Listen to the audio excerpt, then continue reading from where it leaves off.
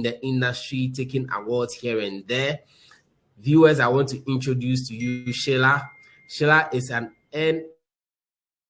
NFEC certified financial education instructor, a financial literacy advocate of the Personal Finance Speakers Association in the USA. She is focused on spreading financial literacy awareness to help people and businesses become better money managers, ultimately achieving their financial goals. Sheila's passion in creating financial healthy society led her to start the Financial Wellness Center. So viewers, if you are really watching, you realize that each and every speaker here is actually a testimony of what they are teaching, because they have been listening to the financial advice, they have been following it themselves, they've been doing it themselves. So it means that these strategies and these principles work, and they are all entrepreneurs. All of them, each and every one of them has started something, okay, and it is possible with you. So you need to also start something. Her vision is to management into their core value systems and day-to-day lives, therefore achieving financial wellness. Her vision is to live a financial healthy lifestyle. And she was nominated for one of the UN awards when it comes to money. And she has been speaking all over Kenya, all the TV stations, radio stations, you can name them. She has been speaking all over. And she's going to talk about how to make your budget effective amidst this inflation hike. Viewers, let's welcome Sheila as you put in your best emoji in the chat, or let me say in. Sheila, these are your audience. Thank you for honoring the invitation. Over to you, Sheila.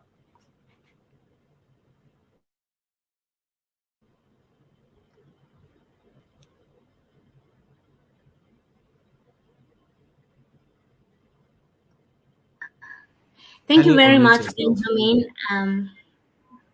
Thank you very much. I'm super excited to be here, and I would love to say thank you to my previous speakers. You have shared immense wisdom. I couldn't add more. And to our viewers, thank you for being with us today. And I believe you are taking home financial gems that are going to transform your financial life. So as our dear host, Mr. Benjamin, has mentioned, I'm going to handle the topic on budgeting amidst inflation. We can all agree we've seen inflation rising at the highest rates ever since 1979. And this means that prices of basic commodities has gone up, and most people, like literally, they're not able to really afford certain kind of lifestyles that they would have wanted to, or maybe they had.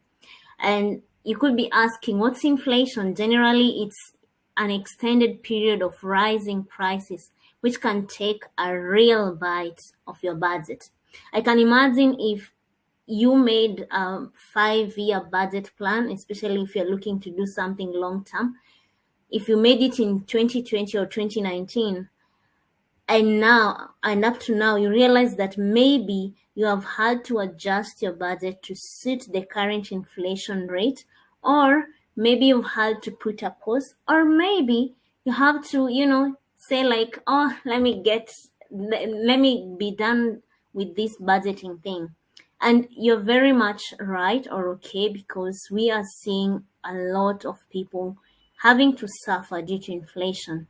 However, I have a solution, or we have a solution through this summit. We are going to show you how you can budget amidst inflation so that you don't give up on your goals, and at the same time you continue living a financially healthy lifestyle. We don't want you to be stuck doing, trying maybe to save money to invest, yet you're starving yourself. You're not buying your basic commodities. So it's very crucial for you to get to understand How can you budget amidst inflation? How are you going to overcome this situation that you are having? Because we do not know when this situation is gonna change, but we can definitely come up with strategies to adapt to the situation. So I would like to move to the next slide. So the first thing you need to do when you're budgeting amidst inflation is reduce the rates on debt. Remember, debt is not free money. When you take a debt from a financial institution or even a friend, that is not free money. You have to pay it back, and most of the times you have to pay it back with interest. Now, this is where you need to be very smart. If you want to reduce your rates on debt, then the best thing you can do is pay higher amount than what you're required to repay.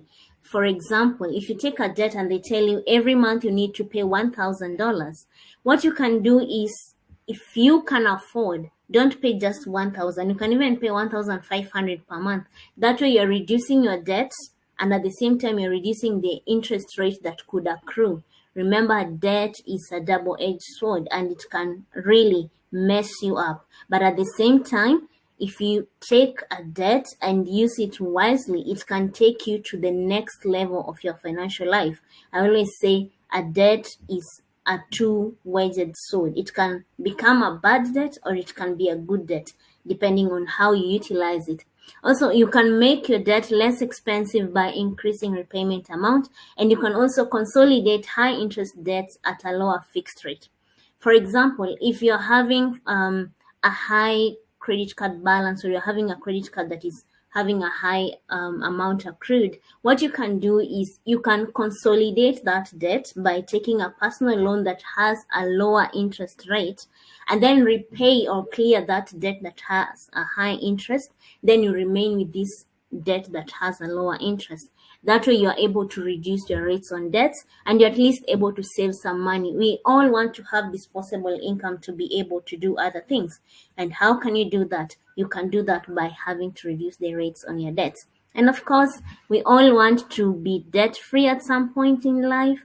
So the faster you pay a debt, the better the better chances you'll have in becoming debt-free. And the faster you also pay, the more you build your credibility with financial institutions. A financial institution, when they see that you are able to repay your debt on time or even earlier, they're more likely to give you even a higher amount whenever you need. Remember, do not take debt to consume or to go for vacation. You need to take debt when it's really needed, or when you are looking into investing in something that is gonna give you a higher return than what the interest on the debt is. We move on to the next slide, please.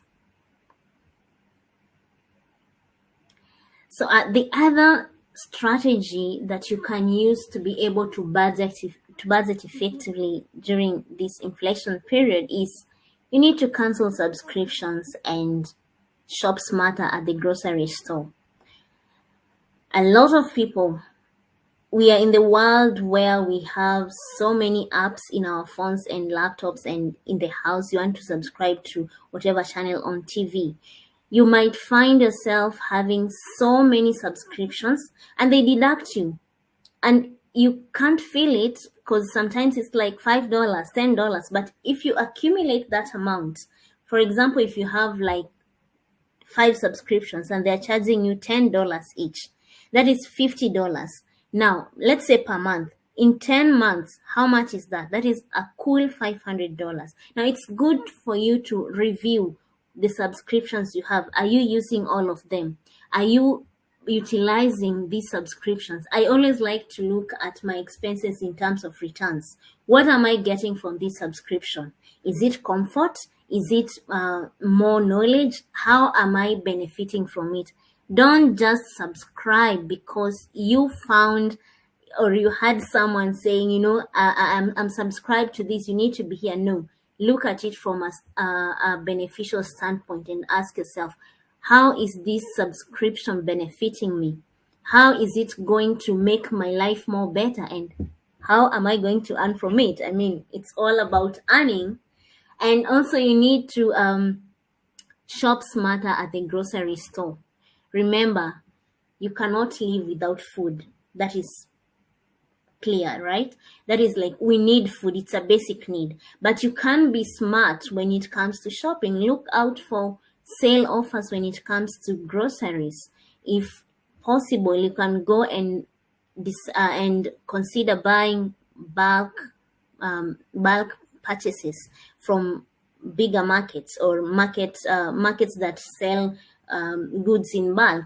Or even sometimes what I've seen a lot of people do, you find like two households, or you and your friends, you come together and then you go and do bulk shopping and then you split.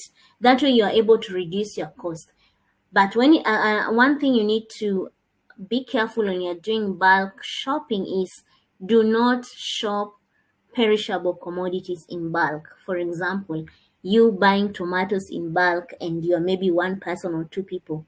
If you do not know how to store those tomatoes for a longer period of time, you're gonna waste it. So when you're shopping for grocery, be smart.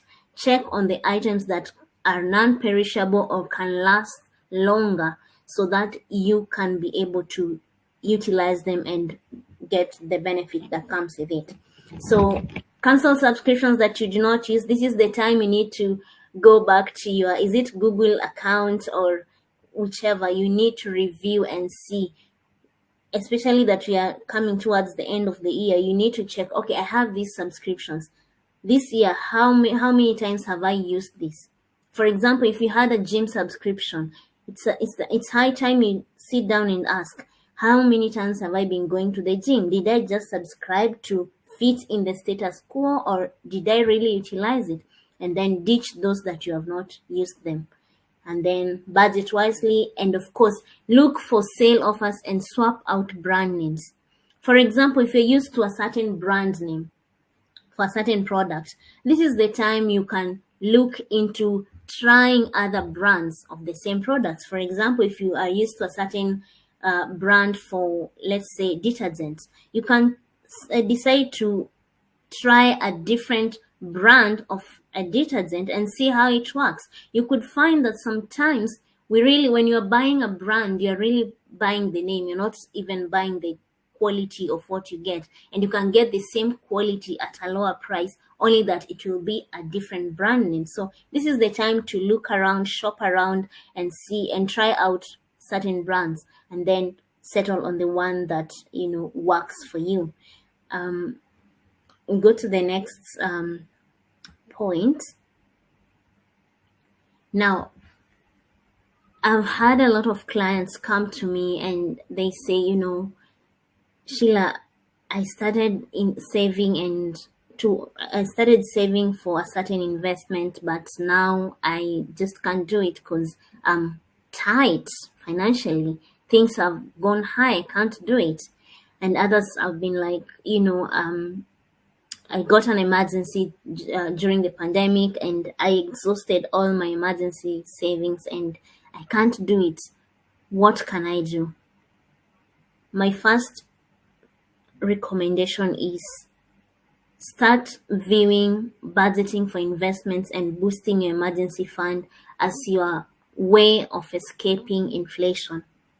Remember, we invest to beat inflation and grow our purchasing power over time, especially long term.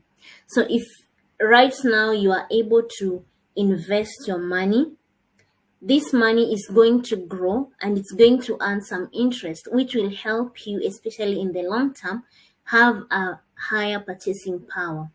But if you do not do anything right now, in the later years, you're going to suffer, because your money, you didn't put your money into growth, so you don't have your purchasing power having grown. So it's very important, in as much as we know things have gone high, there has been a hike in price of everything, it's good to indicate in your budget or set some amount in your budget just to say that I'm saving for a certain investment. It could be your retirement, it could be your maybe investing for your education, you're saving up to invest on real estate. Do it monthly. You don't have to start big. You can start small. Remember, there's power in compound interest as well. So if you start saving up and investing, you're going to enjoy the fruits of compound interest. And also, I'd also like to highlight that when you set aside small amount each month to be able to build an emergency fund, it's going to help you such that when an emergency arises, you don't find yourself plunging into debt because you cannot afford to cater for that emergency. So every month, whenever you're getting money, you're creating your budget, always ensure you set aside some amount of money towards your investment and some amount of money towards the emergency fund.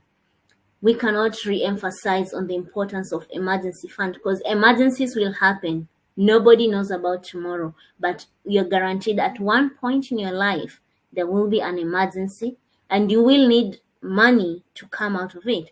So if you save some money, if you have an emergency fund with you, it makes the emergency situation more easy than when you could have an emergency without an emergency fund in place. And I also like to highlight, whenever you're creating an emergency fund, ensure you put the money in a place where you can easily access. Remember, it's an emergency. An emergency doesn't give you a notification that it will happen two days later or 3 days later. No. So you need to have your money kept somewhere where you know that you will be able to access it easily whenever an emergency arises. So we move to the next slide, which I believe is our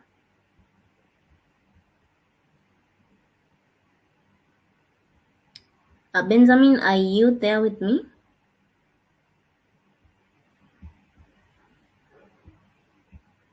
Hello.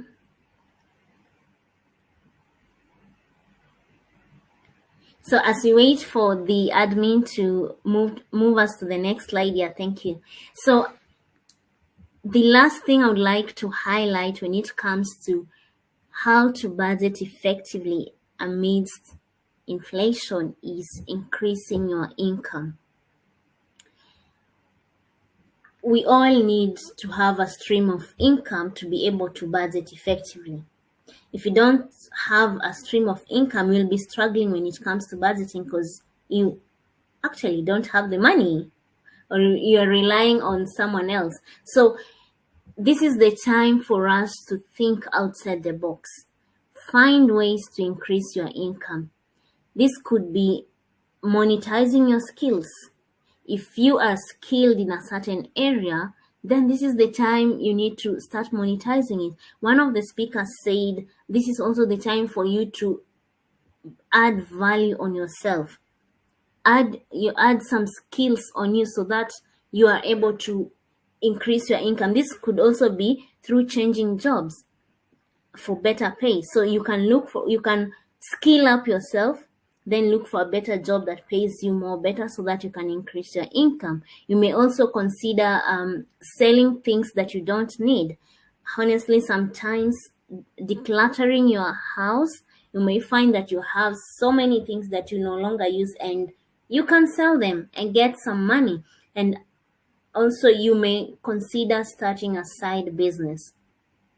This is not the time to just idle around when you have free time and doing nothing. If you can get yourself to do a business or even invest in someone's business so that they can be giving you a share of the returns, that is pretty much okay. Because I understand not everybody is able to do business, but you can look out for businesses where you can invest the money you would have done business with, and then the person grants you a share in that business where you're able to earn some money, especially when they're making profits.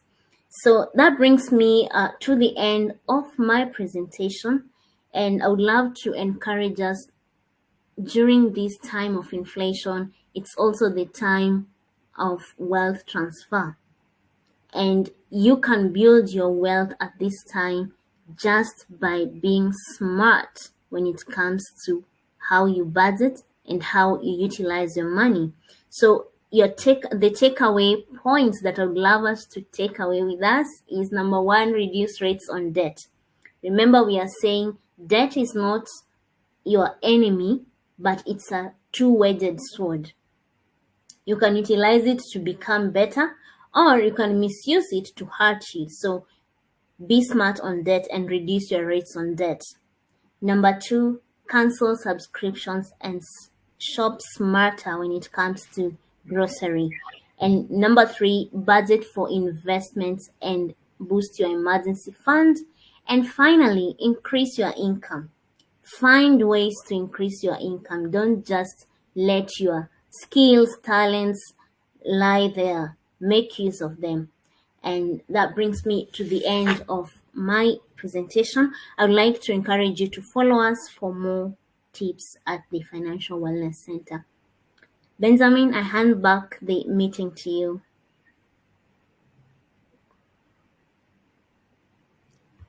That's awesome. That's awesome. Grateful to have you once again, Sheila. Such an amazing presentation, all the way from the UAE. Thank you so much. And we are much grateful for such an amazing piece. Now, viewers, this is what we are talking about. On this platform, we give you nothing but the pristine and best wisdom and nuggets that is going to help you to navigate through your financial life. And so, I mean, I've learned a lot here, and I want to say that thank you for staying with us and spending your time with us. And I believe you're also learning a lot, because my note is full. Maybe I should show you my notes.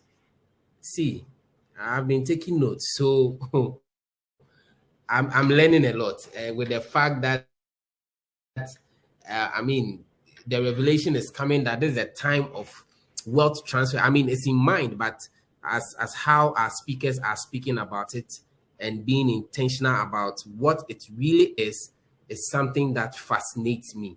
Okay, so I think we have a question here before we go to the last speaker. Look, viewers, don't move away. The last speaker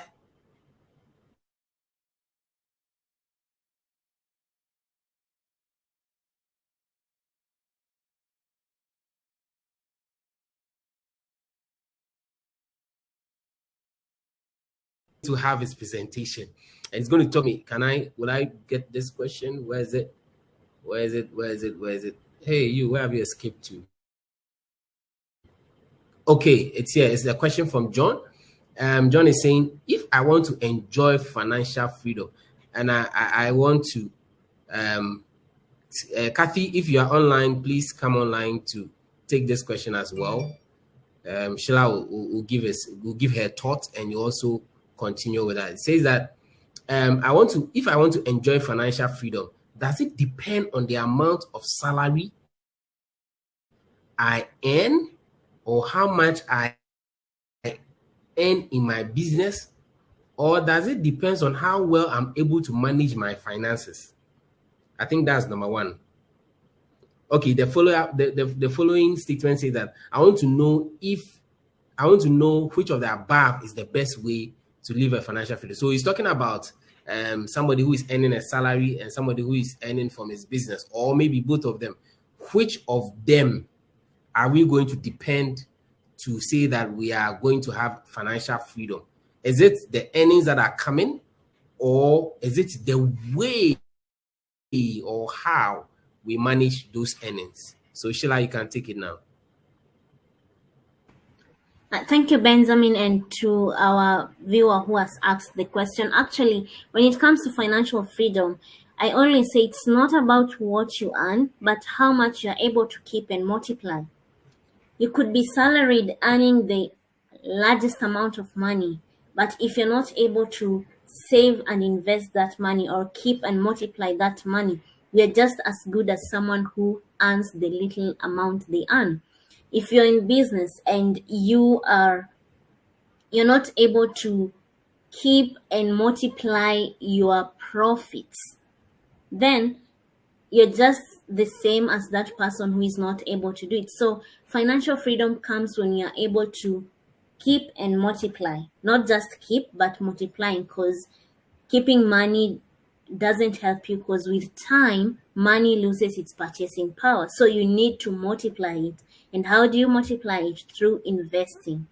So no matter how much you earn, set aside some amount. It could be monthly, quarterly, or yearly. Then when you've accumulated that amount of money, you can now invest so that you can be able to take advantage of compound interest within a period of time, especially in a long-term period perspective. You'll be able to attain financial freedom. However, whatever you earn really doesn't guarantee you that you'll have financial freedom. Rather, whatever you're able to keep and multiply is what will help you attain financial freedom in the long run. Thank you. All right. Thank you so much for your thoughts on the question. I think I want to bring Eileen up to help us with this question. I don't know whether